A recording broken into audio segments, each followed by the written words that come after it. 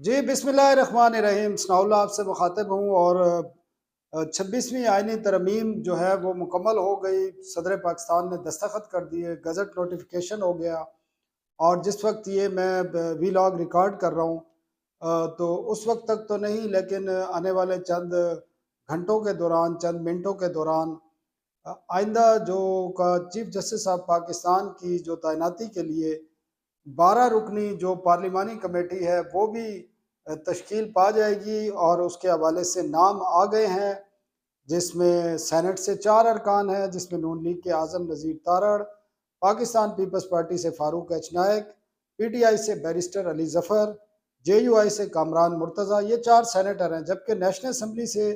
देखें तो नून लीग से 3 अरकान लिए गए हैं, ख्वाजा आसिफ, एहसन इकबाल, शाइस्ता परवेज़ मलिक। इसके अलावा पीपल्स पार्टी से नवीद 2 लोग हैं, नवीद कमर और राजा परवेज़ अशरफ। पीटीआई से भी 2 लोग हैं, बैरिस्टर गौहर और साहिबजादा हामिद रजा, और एमक्यूएम से एक रुकन असम्बली हैं, खातून राना अंसार उनका नाम है। और ये जो नेशनल असम्बली में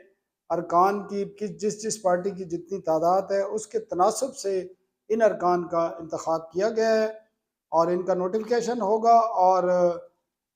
कल जो है वो 23 अक्टूबर को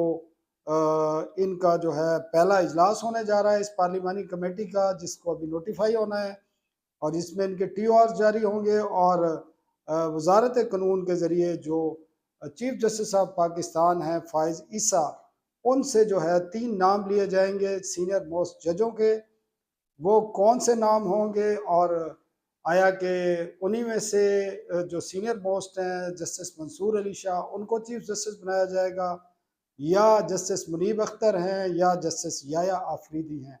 ये 3 जजेस हैं सीनियर मोस्ट, इनके नाम आएंगे, ये तय है। ये कॉन्स्टिट्यूशनल अमेंडमेंट में लिखा गया है कि 3 सीनियर मोस्ट जज जो हैं चीफ जस्टिस ऑफ पाकिस्तान भेजेंगे और आइंदा 3 दिन के अंदर अंदर जो है चीफ जस्टिस ऑफ पाकिस्तान का मे भी 2 दिन के अंदर या कल ही 1-2 रोज जब नाम आ जाएंगे तो इनका इजलास होगा। और इसमें बड़ी इंटरेस्टिंग है कि 2/3 अक्सरियत इस पार्लिमानी कमेटी की ज़रूरत होगी आइंदा चीफ जस्टिस ऑफ पाकिस्तान नामजद करने के लिए। और इसमें देखा जाए तो इसमें तादाद को हवाले से अगर देखा जाए 2/3 अक्सरियत बनती कैसे है, तो वो भी हम आपको बताएंगे। देखें, नून लीग है, पीपल्स पार्टी है, JUI है और MQM है, ये तो सपोर्ट करेंगे, इकट्ठे हैं, इत्तेहादी हैं। इसमें एक PTI है, PTI का एक सेनेटर है और 2 MNA हैं। तो जहाँ तक ये 9-3 का तो पहले ही रेशो बन रहा है, तो जो इत्तेहादी हुकूमत है जिन्होंने आइनी तरमीम भी मंजूर की हैं और बगैर किसी रुकावट के, क्योंकि मैं 2 दिन तक पार्लियामेंट के अंदर मौजूद था, नेशनल असम्बली और सेनेट में मौजूद था, किसी किस्म की कोई रुकावट नहीं हुई और बड़ी आसानी के साथ Noon League, Peoples Party, MQM, JUI और बाकी जो उनके इत्तेहादी जमातें, उन्होंने बड़ी आसानी से ये 26वीं आइनी तरमीम पार्लियामेंट की हद तक, मैं सिर्फ कह रहा हूँ, इस बात को समझने की ज़रूरत है कि पार्लियामेंट तक बड़ी आसानी से मंजूर कर ली। लेकिन उसके लिए पीछे क्या स्ट्रेटजी रही, क्या क्या तरीक़ेकार इख्तियार किए गए, किन किन लोगों को उठाया गया, किस किस ज़राए को इस्तेमाल किया गया, वो एक कहानी सब सुन चुके हैं। कुछ कहानियाँ मैं भी बताऊँगा आपको, लेकिन बड़ी आसानी के साथ ना एक स्ट्रेटजी जो थी हुकूमत की, इत्तेहादियों की, इदारों की, वो स्ट्रेटजी बड़ी कामयाब रही। वो स्ट्रेटजी क्या थी और उसमें PTI को किस तरह बिल्कुल बैकफुट पे किया, साइड लाइन कर दिया और अंगेज भी किया। और बड़ी मज़े की बात यह है कि अब नाम भी दे दिए हैं पार्लिमानी कमेटी के लिए। मतलब है कि इस पूरे हिस्से का वो एक तो इस पूरे प्रोसेस का हिस्सा बन रही है PTI, और ये बड़ी, वैसे तो डेमोक्रेटिकली बड़ी अच्छी बात है, लेकिन जो उनका बयानिया है उससे ये मैच नहीं करती। PTI के बयानिए से ये किसी सूरत मैच नहीं कर रही है। अब वो पार्लिमानी कमेटी में भी का जो प्रोसेस है उसमें शामिल होने जा रहे हैं और इंटरेस्टिंगली उनको पता है कि उनके 3 वोट हैं, दूसरी साइड पे 9 वोट हैं, 2/3 अक्सरियत उनको पहले ही हासिल है। इस 2/3 अक्सरियत के बावजूद आया कि ये पार्लिमानी पार्टी डिसाइड करेगी चीफ जस्टिस ऑफ पाकिस्तान, या इनके जो पार्लिमानी लीडर हैं वो डिसाइड कर चुके हैं। ये बड़ी इंटरेस्टिंग बात है और ये पाकिस्तान की हिस्ट्री बड़ी है कि इस किस्म की कमेटियां बनाई जाती हैं, लेकिन वो तमाम एडवाइस अब अगर देखा जाए नून लीग ने मियाँ मोहम्मद नवाज शरीफ और शहबाज शरीफ से एडवाइस लेनी है, जो वो तय करेंगे। पीपल्स पार्टी ने बिलावल भुट्टो आसिफ जरदारी से एडवाइस लेनी है। जेयूआई ने, आपको पता है, वो मौलाना फजल रहमान साहब से एडवाइस लेनी है। इसके अलावा अगर पीटीआई देखें तो पीटीआई ने इमरान खान साहब से एडवाइस लेनी है, और उन पे अभी तक ये नहीं पता है, मुलाकातों से जो उनकी पाबंदी तो हट गई है, एक मुलाकात हो भी चुकी है, तो वो एडवाइस उधर से आएगी। एमक्यूएम ने, एमक्यूएम की जो कमेटी है अपनी, वो डिसाइड करती है, लेकिन वहाँ थोड़ा सा इसमें जमहूरी अमल ज़रूर आप कह सकते हैं शामिल होता है। लेकिन बाकी जमातों ने, अब तय ये है कि next chief justice of Pakistan का जो तयन है, वो ज़ाहिरी तौर पर तो ये पार्लिमानी कमेटी करेगी 2/3 अक्सरियत से, लेकिन असल में जो हकीकत है, जो हम फॉर्मल जो मीडिया है उस पर ये चीज़ें बात नहीं कर सकते, लेकिन जब आप वी लॉग पे आ जाते हैं, ये यूनिवर्सल है, ट्रुथ है ये, और पाकिस्तान की जो सियासत है उसमें इसी तरह होता है कि जो पार्लिमानी लीडर होते हैं, जो पार्टियों के हेड हैं, जो बानी हैं, वो आपस में बैठ के तय करते हैं कि किसको इस किस्म के फैसले किसने करने हैं, और इनको अपने जो उन्होंने नुमाइंदे अपने पार्लिमानी पार्टी में बिठाए हैं, उन सब को आगाह कर दिया जाता है कि किस को आपने चीफ जस्टिस ऑफ पाकिस्तान बनाना है और क्यों बनाना है। अब बहुत सारे वीलॉग हुए, मैं कर नहीं सका क्योंकि मैं 2 दिन से पार्लियामेंट की प्रोसीडिंग के दौरान मौजूद रहा, और वहाँ पर इतना हेक्टिक शेड्यूल था कि उसमें कोई टाइम नहीं था कि वीलॉग कर सके। लेकिन जो कुछ देखा वो बाज़ जगहों पे वो डेमोक्रेटिक हवाले से बहुत अच्छा था, बाज़ चीज़ें बहुत चीज़ों ने मायूस भी किया है, और ये चीज़ एक साफ तौर पर नज़र आई है कि काफ़ी अरसे के बाद जो एक इस मुल्क में एक 8 फरवरी के इंतखाबात के दौरान हुआ, किस तरह पीटीआई एक मर्ज हुई, बहुत बड़ी पार्टी, सबसे बड़ी पार्टी इस मुल्क की बनी, और किस तरह लोगों ने इमरान खान के साथ, जो पाकिस्तान का खासकर नौजवान तबका खड़ा हुआ, वो आपने देखा। लेकिन इस चंद दिनों के दौरान अगर देखें तो हुकूमत ने, उसकी इत्तेहादी जमातों ने, और आप कह सकते हैं कि इदारे भी शामिल थे, उन्होंने बिल्कुल तहरीक इंसाफ को बांध कर रख दिया और उनको एक बैक फुट पर ले गए। और ये बात शुरू हुई इस्लामाबाद में डी चौक के धरने से।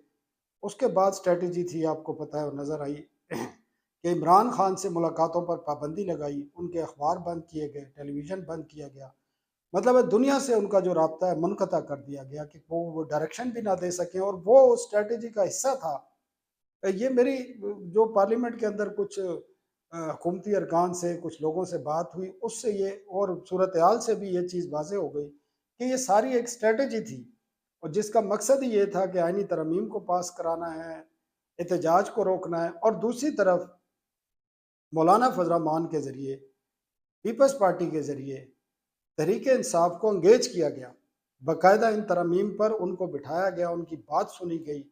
और प्लान जो उनका था उसके मुताबिक उनकी तरमीम हुई है। ये आप नहीं कह सकते कि अगर आईनी अदालत की तजवीज़ नहीं मानी गई तो अब आईनी अदालत नहीं बन रही। ये आईनी अदालत ही है। जब आपका एक बेंच बनेगा जिसका प्रिजाइडिंग जज चीफ जस्टिस ऑफ पाकिस्तान नहीं होगा, जिसके केस ऑटोमेटिक, जितने भी कॉन्स्टिट्यूशनल पॉलिटिकल केसेस हैं, इलेक्शन से मुतालिक केसेस हैं, या 184 के केसेस हैं, वो उस बेंच पे चले जाएंगे, और उस बेंच का फैसले जुडिशल कमीशन ऑफ पाकिस्तान ने करना है, जिसमें 4 पार्लियामेंटेरियन को भी शामिल कर लिया है। और कहते तो यही है कि अदलिया और जो पॉलिटिकल पार्लिमानी पार्टियां, उनकी स्ट्रेंथ बराबर होगी, लेकिन असूलन तौर पर आप देख लें, जब पार्लियामेंटेरियन जो 4 आएंगे वो एक साइड पे होंगे, तो जज सारे एक साइड पे नहीं होंगे, जज तो डिवाइड है, आपको भी और सारी दुनिया को पता है जजेस डिवाइड है। तो ये पूरा एक प्लान के तहत उन्होंने, हुकूमत ने बड़ी कामयाबी के साथ, मैं इसको समझता हूँ, जो पॉलिटिकल मूव थी उनकी, पॉलिटिकल मूव के लिए उन्होंने तमाम रास्ता इख्तियार किया, लोगों को उठाया भी गया, सबको पता है। और किस तरह से 4 लोगों ने कल वोट भी दिया है पीटीआई के, और अगर और ज़रूरत होती और भी लोग वोट देते, सबको पता था ये बात है। और उसके उस पर पीटीआई, ये स्ट्रेटजी इस किस्म की थी कि पीटीआई के अंदर अब लड़ाई शुरू हो चुकी है, और बड़ी कामयाबी के साथ, और पीटीआई के पास एहतजाज का भी रास्ता कोई नहीं बचा। और आप, मैंने देखा, खुद वहाँ मौजूद था, पीटीआई एहतजाज ही नहीं कर सकी। पार्लियामेंट जो तमाम तरह, ऐसे मुझे तो ऐसे लग रहा था कि पीटीआई भी सपोर्टर है इनकी, और कुछ लोगों से बात भी हुई तो उन्होंने कहा ठीक है, ये होनी चाहिए, पार्लियामेंट को बाख्तियार होना चाहिए। बाज़ पीटीआई के अरकान ने कहा, बड़े सीनियर लोगों ने कहा वहाँ पर। अली ज़फ़र ने कहा, हमारी उनसे बात हुई, उन्होंने कहा ये बातें बेसिकली तो ये चीज़ें हैं, इसमें शामिल हैं। तो उनको एहतजाज से भी बैक फुट पे ले गए। उन्होंने जो एहतजाज करने थे, खान साहब को भी उन्होंने हर किस्म के राब्तों से उनके मुनक़ता करा दिए। उनको दुनिया से बिल्कुल जो है लाताल्लुक़ रखा। कुछ दिन 3 अक्टूबर से लेकर फिर आगे तक, और एक मुलाकात हो सकी है उनके कुछ रहनुमाओं की। इसके साथ उनको एंगेज भी किया गया, डिवाइड भी किया गया, और फिर जो कुछ वज़ीर आला केपी के साथ हुआ, अली अमीन के, जो वो यहाँ पर डी चौक पर एहतजाज करने आए थे, तो तमाम चीज़ों को आप देखें तो ये पूरी एक स्ट्रेटजी नज़र आ रही है। फिर मौलाना साहब ने किस तरीके से एंगेज किया पीटीआई को, उनको टेबल पे लेके आए, उनसे डिस्कस की, उनकी तजावीज़ सुनी उन्होंने, हुकूमत के पास भी वो पेश की। तो पूरा एक प्री प्लान ये सारी चीज़ें नज़र आ रही हैं, और कुछ लोगों से हमारी जो बात हुई उन्होंने इसकी तस्दीक भी की है कि ये तमाम चीज़ें प्री प्लान थी और प्लान के तहत एग्जीक्यूट की गई, और बड़ी कामयाबी के साथ 26वीं आईनी तरमीम मंजूर की गई। और उसमें जो नुकात थे, तो चीफ जस्टिस ऑफ पाकिस्तान की तैनाती के लिए 3 नाम भेजने के मामला, और वो पार्लिमानी कमेटी तय करेगी, ये मंजूर करा लिया। बेंचेस जो है कॉन्स्टिट्यूशनल बेंचेस बनाने पर की शिक जो मंजूर करा ली, और वो जब बेंच बनेंगे तो आप भी देख लेंगे, हम भी देख लेंगे कि मकासद क्या थे। और चीफ जस्टिस जो सबसे अहम है, जो अगला चीफ जस्टिस कौन होगा, क्योंकि 25 को चीफ जस्टिस काजी फायज ईसा रिटायर होने जा रहे हैं, और ये अब तय है कि वो रिटायर होंगे। और आपने सुना होगा बिलावल भुट्टो का गुज़श्ता रोज़ जो उनका मुकालमा था मतीउल्लाह जान के साथ, या उसके अलावा भी जो उन्होंने तकरीरें की, और सही उन्होंने डिमांड की है लोगों से कि जिन लोगों ने चीफ जस्टिस फायज ईसा के खिलाफ कैंपेन चलाई, उनको माफ़ी मांगनी चाहिए उनके साथ। बिल्कुल ये पाकिस्तान में जो जजेस की एक इज़्ज़त और डिग्निटी को बहाल रहना चाहिए, और जजेस को भी इस बारे में सोचना चाहिए। अब अगला जो मरहला है वो सबसे अहम है, जो आइंदा 24 घंटे 48 घंटे में होना है, वो चीफ जस्टिस ऑफ पाकिस्तान का है। और मज़े की बात यह है, जो चीफ जस्टिस ऑफ पाकिस्तान होगा वो आईनी बेंच को का प्रिजाइडिंग जो है वो अफसर नहीं होगा, और ये एक अजीब सी सूरत हाल होगी। अब चीफ जस्टिस ऑफ पाकिस्तान के लिए नाम किस किस के जाने हैं, देखिए जी, जो सीनियर मोस्ट जज हैं, जो जस्टिस मंसूर अली शाह साहब का नाम पहले नंबर पे जाएगा, फिर जस्टिस मुनीब अख्तर हैं, फिर जस्टिस याया अफरीदी हैं। तो ये 3 नाम हैं जो जाएंगे। और कल जो बिलावल भुट्टो साहब की तकरीर थी, उनकी बातों से तो ये लग रहा था कि हुकूमत और पीपल्स पार्टी ये चाहती है, शायद शायद या वो ये भी एक स्ट्रेटजी का हिस्सा हो कि आप सीधा हाथ दिखाएं और उल्टे हाथ से वार करें, कि वो मंसूर अली शाह की तारीफ करते रहे हैं, और जो इस आईनी तरमीम के बाद सुप्रीम कोर्ट में जो समाअत हुई है, वहाँ पर भी मंसूर अली शाह साहब जो हैं बड़े पुरएतमाद नज़र आए, बिल्कुल परेशान नज़र नहीं आए। और समाअत जो 1-2 केसों की समाअत में वो आज बैठे हैं, वो मुस्कुराते भी रहे हैं, और उनको लगता ये है कि उनको कुछ ना कुछ एश्योरेंस दी गई है। और होना भी ये चाहिए कि एक तो अगर आपने एक स्ट्रेटजी के तहत पीटीआई को कंट्रोल किया है, पीटीआई को एहतजाज से रोका है, बड़े आसानी से आपने आईनी तरमीम मंजूर करा ली हैं, तो ये अगर उनकी डिमांड है कि सीनियर मोस्ट जज को चीफ जस्टिस ऑफ पाकिस्तान होना चाहिए, और वो पार्लिमानी कमेटी में शामिल भी हुए हैं, मतलब है कि एक तो वो मानते नहीं हैं, आईनी तरमीम को मान ही नहीं रहे हैं, लेकिन उसके बावजूद वो प्रोसेस में शामिल हो रहे हैं, इसका मतलब है वो आईनी तरमीम को एक्सेप्ट कर रहे हैं। तो अगर, और वो अकलियत में हैं, 3 अरकान हैं, वो एक सेनेट से हैं, उनके 2 नेशनल असम्बली से हैं। अगर उनकी ये डिमांड है, और जस्टिस मंसूर अली शाह बड़े कॉम्पिटेंट जज हैं, ये ज़रूर है उनको मुतनाज़ा बनाने की कोशिश ज़रूर की गई है। उसमें मैं समझता हूँ कि हमारे मीडिया के दोस्तों का भी किरदार है, पॉलिटिशियन का भी है, सियासी जमातों का भी है, लेकिन ज़्यादा रोल जो है वो मीडिया का किरदार है, जिसमें उनको मुतनाज़ा बनाया गया है, बनाने की कोशिश की गई है। मैं नहीं कहता मुतनाज़ा बनाया गया है। तो देखें अब हुकूमत कौन सा वो इख्तियार करती है, मैं नाम नहीं दे सकता, क्योंकि मैं भी इस पर आपको एक अपना तजिया ज़रूर दे सकता हूँ कि ज़्यादातर लोग ये समझ रहे हैं कि शायद जस्टिस याया अफरीदी जो हैं उनको, क्योंकि ये हमारी जो हालिया जो तारीख रही है, गुज़श्ता चंद माह के दौरान कह दो आप, या 1-2 साल के दौरान,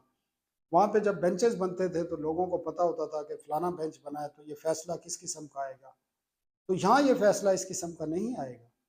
कि आप इसको आपको नज़र आ रहा हो कि ये 3 जज हैं उसमें जस्टिस याह्या अफरीदी को बना दिया जाएगा, जस्टिस मुनीब अख्तर को बना दिया जाएगा, जस्टिस मंसूर अली शाह को बना दिया जाएगा। तो ये कहना क़ब्ल वक़्त है। हाँ, ये ज़रूर मैं बार-बार कह रहा हूँ कि इस पार्लिमानी कमेटी को बता दिया गया है पीटीआई को छोड़कर 9 अरकान को कि किसको चीफ जस्टिस ऑफ पाकिस्तान बनाना है, लेकिन इसको टॉप सीक्रेट रखा गया है। और देखिए अब क्या होता है, 48 घंटे हैं, बड़े हैं, 3 जजेस हैं, एक ने चीफ जस्टिस बनना है और अगर सीनियर मोस्ट बनेगा तो इसके एक पॉजिटिव इम्पैक्ट भी आएगा। जो पहले ही एक पॉजिटिव इम्पैक्ट आया है उसमें मज़ीद बेहतरी आएगी। पीटीआई के लिए पीटीआई के की डिमांड पूरी करने से उनके जो एहतजाज हैं और उनके जो कंसर्न हैं वो कम होंगे और पाकिस्तान में जो एक पॉलिटिकल एनवायरनमेंट है जो आलूदा हो चुका है, गंदा हो चुका है और जो सियासी मुखालफत है उस सियासी दुश्मनी में बल्कि नफ़रत की हद तक तब्दील हो चुकी है, जिस किस्म की ज़बान एक दूसरे के ख़िलाफ़ इस्तेमाल होती है, तो वो कम करने में मदद मिलेगी। हमें भी ये तवक्को है और पाकिस्तान की अवाम को भी तवक्को रखनी चाहिए, क्योंकि अगर सीनियर मोस्ट जज को नहीं बनाते तो फिर जस्टिस मंसूर अली शाह के पास कौन सा रास्ता होगा कि वो एज ए सुप्रीम कोर्ट के जज के तौर पर कंटिन्यू कर सके जूनियर अपने जूनियर जजेस के मातहत बैठकर। तो ये भी एक बड़ा मसला होता है। फ़ौज में तो ये होता है कि जब जूनियर को प्रमोट किया जाता है और सीनियर को नहीं किया जाता तो वो सुपरसीड हो जाते हैं, तो वो फिर रिटायरमेंट पे चले जाते हैं। सिविल सर्विस में भी बाज़ लोग इस तरह करते हैं, लेकिन सुप्रीम कोर्ट में तो हमेशा से यही था असूल के सीनियर मोस्ट जो होता था वो चीफ जस्टिस बनता था, लेकिन अब ये क्योंकि नई आईनी तरमीम आ गई हैं तो उसके मुताबिक अब फैसला होगा। और इसी तरह जो जुडिशल कमीशन जब दोबारा से रिकॉन्स्टिट्यूट होगा तो उसमें वो फिर आईनी बेंच का भी वो फैसला करेगा, वहाँ पर भी जो आईनी बेंच को हेड करेगा, ये भी सुप्रीम कोर्ट में एक बड़ी अजीब सूरत हाल होगी कि एक चीफ जस्टिस होगा, एक जो है कॉन्स्टिट्यूशनल और जो बाकी केसेस होते हैं 184 के केसेस हैं, इलेक्शन मैटर से मुतालिक केसेस हैं, वो कॉन्स्टिट्यूशनल बेंच सुनेगा। तो जिस कोर्ट का चीफ जस्टिस सुप्रीम कोर्ट का होगा वो सिर्फ आपके ज़ाब्ता फौजदारी के, सिविल के और इस किस्म के केसेस या टैक्स के मामलात के मुतालिक केसेस सुनेगा। तो वो केसेस में वो नहीं आ सकता जो कॉन्स्टिट्यूशनल या पॉलिटिकल केसेस हैं या 184 के केसेस हैं। तो बड़ी इंटरेस्टिंग सिचुएशन है। देखते हैं कि क्या निकलता है इसमें। आप भी इंतज़ार किए, हम भी इंतज़ार कर रहे हैं। थोड़ा ही वक्त है, ज़्यादा देर इंतज़ार नहीं करना पड़ेगा। इजाज़त दीजिए, चैनल को सब्सक्राइब ज़रूर कीजिए और अपनी आरा से भी आगाह करते रहिए। अल्लाह हाफ़िज़।